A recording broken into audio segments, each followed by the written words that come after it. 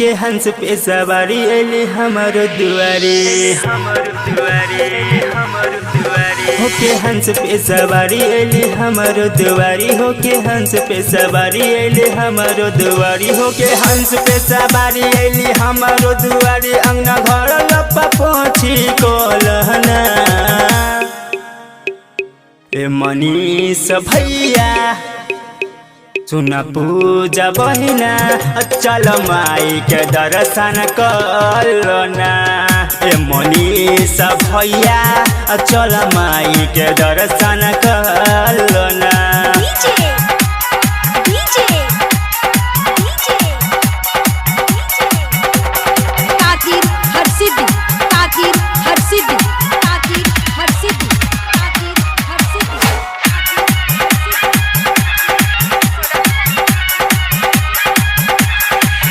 माघ महीना में आवेला माई के त्योहार देखी चम चम चमकेला पूरा संसार। माघ महीना में आवेला माई के त्योहार देखी चम चम चमकेला पूरा संसार। सबे हो जाला मोहन सुनी माई के भजन तिहु एकर सरनिया के धलना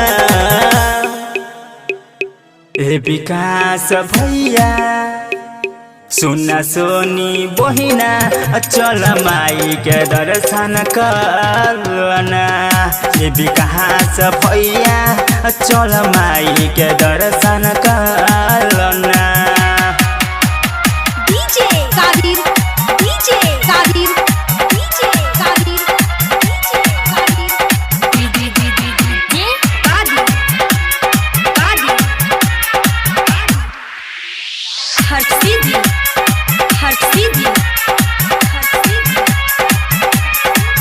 गौआ गौआ में होला माई के जय जयकार इनकर महिमा के जाने ला पूरा संसार। गौआ गौआ में होला माई के जय जयकार इनकर महिमा के जाने ला पूरा संसार। देखो समय बस सुहावन कल माई के पावन बस घियो के दिया जला दहना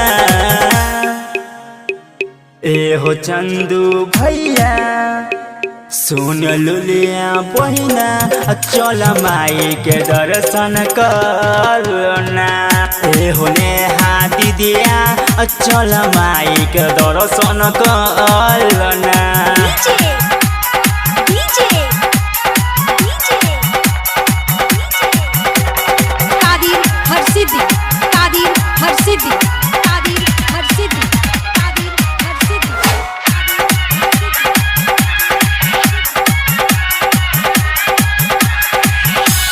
राइटर होशियार संगे प्रेमी विकास माई के भजनिया में लगल बास